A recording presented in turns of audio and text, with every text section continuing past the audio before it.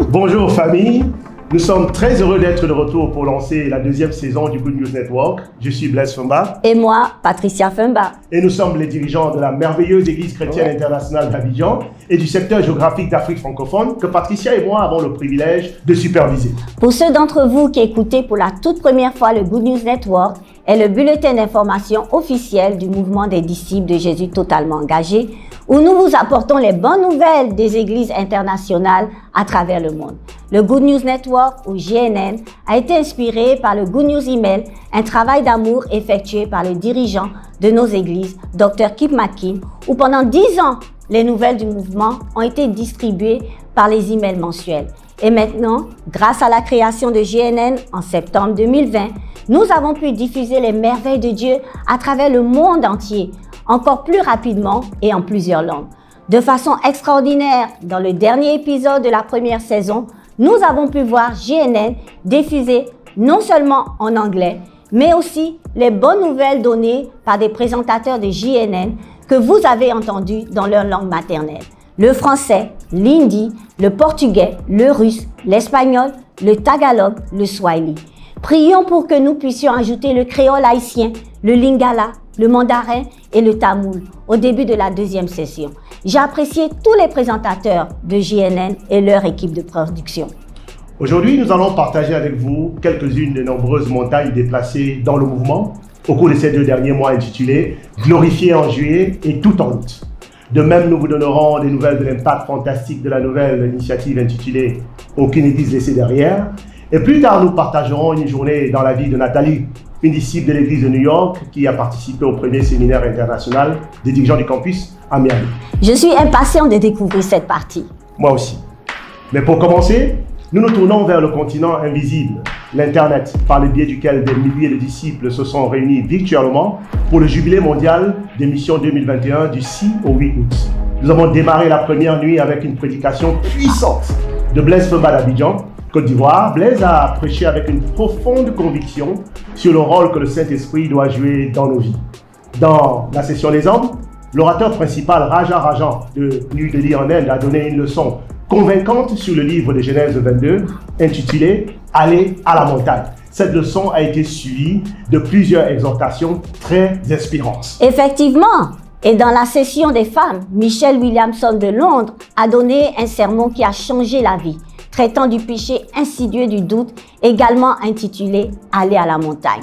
L'une des choses que j'ai retenues, c'est de rester motivé pour conquérir les montagnes et être le plus possible dans le meilleur des formes spirituelles et physiques. Sans oublier les incroyables nominations de nouveaux évangélistes et des conseillères de femmes dans nos différents secteurs mondiaux. Dans le secteur mondial du Pacifique, appelé le secteur mondial de la tribu, Matthew et Salma Rodriguez de San Francisco, ainsi que José et Monica Carranza de Los Angeles ont été nommés. Dans le secteur mondial de l'Europe, Luc et Frankie Snow de Londres. Dans le secteur mondial du PAC, Alicia Pavenko ainsi qu'Eric et Jennifer Guétan de Chicago. En Eurasie, Vlad Mateyuk de Kiev. Et dans le secteur mondial des sages, nous avons 2 couples nommés, Raphaël et Melissa Jerez de Boston, Jordan et Alyssa Swan de New York. À noter que dans le secteur mondial Australie et Chine, Obed et Bonnie Gill de Sydney ont été nommés administrateurs du secteur mondial. Nous vous remercions chacun de vous pour votre zèle à bâtir le royaume de Dieu. Votre foi a été prouvée authentique et la famille de Dieu dans le monde entier est très fière de vous. Le culte de célébration du dimanche 8 août était très mémorable. Il a été marqué par la remise des diplômes de l'International College of Christian Ministries avec un nombre record de 131 étudiants qui ont reçu leur licence en ministère, ainsi qu'un nombre record de 13 étudiants qui ont reçu leur master en ministère. Ce fut aussi une grande joie d'assister à la célébration du doctorat de l'ACCM, où les docteurs John Cozy, Liane Kernan, Michael Kirchner, Ellen Sullivan et Matthew Sullivan ont reçu le prestigieux doctorat de l'ACCM et ont été décorés par le chancelier de l'ACCM, le docteur Kip McKim. Wow! Cette session a été pleine de sens pour le ministère des femmes, car Liane et Hélène sont les 2e et 3e femmes à recevoir le doctorat, après le docteur Elena McKean en 2015. Docteur Liane et Hélène, mes chers amis, vous êtes une inspiration pour moi et pour toutes les sœurs dans le monde entier. Et enfin, voici un extrait du sermon mémorable « La foi qui déplace les montagnes » où qui a exhorté les églises à jeter les montagnes dans la mer. Ce qui, nous l'avons appris, consiste à baptiser les nations. Regardez. If God calls you to be a shepherd, a women's ministry leader, an evangelist, answer that call without delay. We need to understand that we need to come together now in this new day with a new beginning as we become in person. We need to understand that all 9,000 of us need to be united in all 122 churches, in 50 nations, on all 6 populated continents of the world. And we need to understand, we need to have gratitude for the fact this is not a movement of men. It is the very movement of God. Now, family, let's begin to use the power of God and throw those mountains, those nations into the sea. Thank you, and God bless. Fernand et son équipe du Jubilé des Missions mondiales pour tout le travail que vous avez accompli pour organiser ce merveilleux événement. L'impact se verra pleinement dans l'éternité. Oui. Vous vous souviendrez peut-être de l'impact de l'équipe missionnaire de Chicago, l'équipe supplémentaire qui a été envoyée en 2020 et qui a permis à cette église de passer de 131 à 325 disciples. Nous avons été tellement inspirés par ce retournement de situation que nous avons officiellement lancé l'initiative « Aucune église laissée derrière ». Et ceci afin de renforcer et de soutenir toutes les autres églises en difficulté partout dans le mouvement. Nous allons maintenant partager avec vous quelques points forts de ces efforts. Le 20 juin, le Seigneur a envoyé à Honolulu une puissante équipe de missions supplémentaires de 11 disciples dirigés par Mike et Brittany Underhill. À l'origine, cette congrégation comptait 57 membres. Mais l'Esprit l'a maintenant fait croître à 74 disciples. Malgré le fait que les rassemblements suscitent des inquiétudes à cause du corona, Honolulu a eu une assistance record de 145 personnes pour sa journée « Invitez votre voisin » lors de son culte spécial le 25 juillet. Waouh! Ils sont absolument en train de faire de l'évangélisation quotidienne et radicale. De même, dans l'État d'Hawaï, David et Beth Kelly ont dirigé avec diligence l'équipe missionnaire supplémentaire d'ILO. Depuis leur départ de Los Angeles en juin, ils ont apporté la structure et le renouveau nécessaire à la reconstruction d'une église saine. En effet, notre cher frère Lévi Bartholomew a été restauré. Bienvenue à la maison Lévi. Depuis leur arrivée fin juillet, l'équipe de mission supplémentaire de Denver, mieux connue sous le nom de Denver 13, a déjà fait passer l'église de 33 à exactement 50 disciples motivés. Rien que dans la semaine du 22 juin, ils ont eu 3 baptêmes, dont 2 avaient été initialement invités par Keyan Amalon, membre de l'équipe missionnaire. Un travail phénoménal, ma sœur. De même, à environ 2000 km au sud de Denver, Dieu est en train de bouleverser l'église de Mexico. Encouragée par une visite des McKean en août, cette église, maintenant dynamique, est passée de 158 à 176 disciples. Cela représente plus de 2 additions par semaine. Dans la capitale des États-Unis, Washington, D.C., cette église pilier pour les États du Mid-Atlantique est passée de 118 en juin à 157 membres. Et ces membres sont totalement engagés concernant le sacrifice financier. Depuis l'arrivée de l'équipe missionnaire supplémentaire, au début de l'été, la contribution hebdomadaire moyenne a augmenté de 4 000 $ par semaine. Wow. D'ici à maintenant une moyenne étonnante de 70 $ par disciple. Comme nous le savons tous, là où est ton trésor, là aussi ton cœur sera ton cœur. Maintenant, nous avons une brève annonce pour la conférence européenne des missions d'octobre 2021, suivie immédiatement par notre section « Une journée dans la vie d'un disciple ». C'est pourquoi tu diras aux Israélites, je suis le Seigneur et je vous ferai sortir de la servitude des Égyptiens. Je vous libérerai de l'esclavage dont vous étiez l'objet et je vous racheterai à bras étendus et par la puissance de mon jugement. Exode 6:6. nous sommes ravis d'annoncer la prochaine conférence européenne des missions 2021 intitulée Libération. Étant donné que de nombreux disciples n'étaient pas en mesure de se rendre à Los Angeles pour les conférences biennales sur le leadership mondial en raison des difficultés liées au visa et des coûts globaux, les conférences sur les missions géographiques ont été mises sur pied. Ces conférences offrent une expérience similaire, mais beaucoup plus proche de chez soi. Cette année, la conférence européenne des missions aura lieu du jeudi 28 octobre au dimanche 31 octobre. Cette conférence importante se tiendra pour la première fois à Paris, en France. Si le Seigneur le veut, nous assisterons à la remise des diplômes de la première promotion ICCM Londres et au départ passionnant de l'équipe missionnaire d'Edinburgh en Écosse. Nous espérons vous y voir tous. À bientôt. I was baptized September 23rd, 2017. In the campus ministry in New Jersey. I was met in New York City by Luke Speckman. But then I was baptized in the mission team in New Jersey when it was first planted. Really looking forward to women's session because there's so many women that I really have been just like wanting to meet. I've been watching their sermons from afar, women from other countries, women's ministry leaders. I was so excited to see them in person and meet new people and hear the preaching. It was during Michelle Williamson's lesson on ministry, and she had all the sisters like raise our right hands, and then she said, whatever you're holding on to, whatever's holding you back, whatever you just refuse to let go of, I want you to imagine it, and I just want you to release your hand and let it go. And that's when I just like cried, and that's when I could not stop.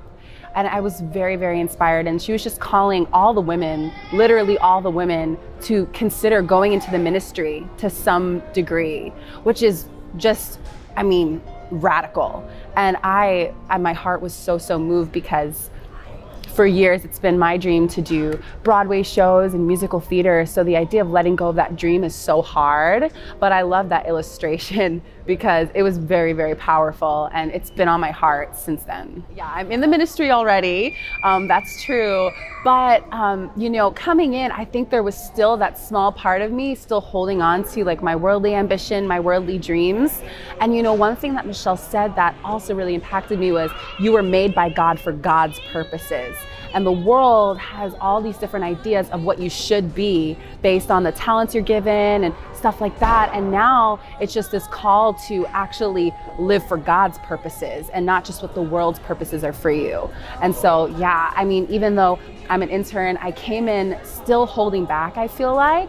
And so this whole conference has really been like inspiring me a lot in terms of ministry. And I feel like going back, it's going to affect how I operate in so many different areas, from how I take discipling to how I share my faith, how I give my heart to the women I disciple. I feel like it's going to impact literally every aspect of what I do in New York City. I think it's amazing, even the conversations in between the sessions with some of the sisters has really been helping me, because one sister was just challenging me like, you have to give your whole heart, because if you don't give your whole heart to what you're doing right now, God's not going to bless it. And I see like being here, that's the reason why me personally, I haven't been as fruitful as I would like to be. I think it's because there's a part of my heart that's been holding back. So that's the thing that I first want to do, is just work on completely trusting and giving my heart. And one thing that really just has been ringing in my ears is trust is not earned, it's given, which is the opposite of what you hear in the world, but it's so true. In the kingdom of God, it has to just be given. So the first thing that I want to do is just work on being a total roof to my discipler, Kiana. The only way that I can cultivate this family and the women that I disciple, for them to walk with me, is for me to be an example of walking with my discipler. Otherwise, I can't call other people to do that too. I'm excited to do it. I feel so much more grateful for the kingdom, which I've never seen on this scale before. There's so many people, like way more disciples than I've ever seen in one room before. Wow, this is what we're a part of. It's really, really special. And I want other people to be a part of it too. Merci Nathalie d'avoir partagé ta première expérience d'une conférence avec nous. Nous parlerons du séminaire international des dirigeants sur les campus dans l'épisode du mois prochain. À présent, passons aux nouvelles implantations et aux services inauguraux. Qui oubliera le service inaugural de Yaoundé au Cameroun le 27 juin, où 19 disciples ont été baptisés. Maintenant, nous aimerions vous informer sur deux autres services inaugurés de cet été. Tout d'abord, une nouvelle incroyable en provenance de la République du Congo. Comme beaucoup d'entre vous le savent, une vaillante équipe missionnaire de Kinshasa se préparait à implanter l'église à Brazzaville, la capitale du Congo. Malheureusement, l'ambassade congolaise à Kinshasa a rejeté toutes leurs demandes de visa. Mais grâce à la puissance de la prière et du jeûne, les disciples n'ont obtenu des visas que pour 14 jours de séjour. Mais ils sont partis par la foi, convaincus que l'Esprit les garderait dans cette ville. Et malgré ces défis et d'autres persécutions le 1er août, ces 13 disciples courageux ont tenu le premier culte de l'église avec 90 personnes présentes et 5 baptêmes. Et tenez-vous bien, cela fait 21 personnes déjà baptisées à ce jour.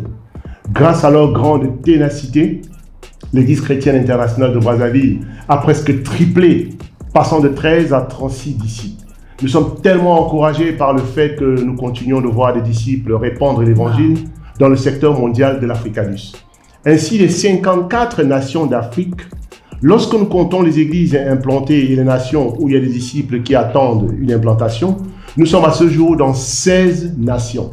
Merci disciples de Brazzaville d'être des pionniers dans la foi et d'avancer avec force. Amen. Le 18 juillet, les 14 membres de l'église missionnaire de Baguio City, Philippines, et les 40 disciples en visite ont vu 156 personnes assister à leur culte inaugural. Durant les 7 premières semaines, Dieu les a déjà bénis avec 11 baptêmes. Wow. Ils ont vraiment pris un bon départ. Une femme persévérante dont je veux parler est Nicole, qui a suivi un traitement pour un cancer du sein de stade 4. Mais une fois qu'elle a réalisé que Dieu l'appelait, Nicole ne voulait pas subir un autre traitement de chimiothérapie sans avoir une vraie relation avec Dieu. Nous pouvons voir la pureté de cœur de Nicole, puisqu'elle a été baptisée en seulement 3 jours après avoir commencé ses études bibliques. Wow! L'église d'Indianapolis, sous la direction des vétérans Jeremiah et Julia Clark, depuis son implantation il y a 2 ans, a connu une croissance rapide. À tel point que cette jeune église a pu envoyer les Clark et 16 autres disciples dans l'équipe missionnaire pour implanter la Motor City, ainsi appelée la ville de Détroit à Michigan. Étonnamment, depuis leur départ d'Indianapolis le 13 juillet, Détroit a grandi et compte désormais 25 disciples engagés. Une femme de l'équipe missionnaire, cependant, qui s'appelle Alexa Weaver, avait prié avec ferveur pour que sa sœur Tasha soit restaurée à Détroit. Dieu a répondu aux prières persévérantes d'Alexa et sa foi audacieuse qui l'a poussée à déménager à Détroit, car Tasha vient d'être restaurée. Nous sommes tellement reconnaissants de t'avoir à nouveau, Tasha. Incroyable! Et tout cela avant leur culte inaugural du 26 septembre. Si Détroit est capable de faire cela maintenant, j'ai hâte de voir ce qu'ils feront pour Dieu dans le prochain futur. Les graines sont également plantées à Boise dans l'Idaho. Avec seulement 12 personnes dans l'équipe missionnaire de Boise, Dieu leur a donné 30 personnes présentes à leur culte inaugural. Cette semaine, les disciples de Boise prévoient de se réunir pour une nuit de prière alors qu'ils lancent la campagne Campus Blitz pour gagner des âmes pour le Seigneur à l'université de l'État de Boise. Leur culte inaugural est prévu pour le 19 septembre. S'il vous plaît, continuez de prier pour les équipes de Providence, Rhode Island et de Saint-Louis, Missouri, qui auront elles aussi leur culte inauguraux en septembre. Maintenant, c'est l'heure des bonnes nouvelles du monde entier. Effectivement, comme mentionné précédemment, les frères et sœurs continuent à avoir un impact puissant à Washington DC. Le dimanche 18 juillet, par la grâce de Dieu, l'église a eu 9 additions, y compris la restauration de Steve et Kitty Ranga, un ancien couple à temps plein dans les églises de DC et Syracuse.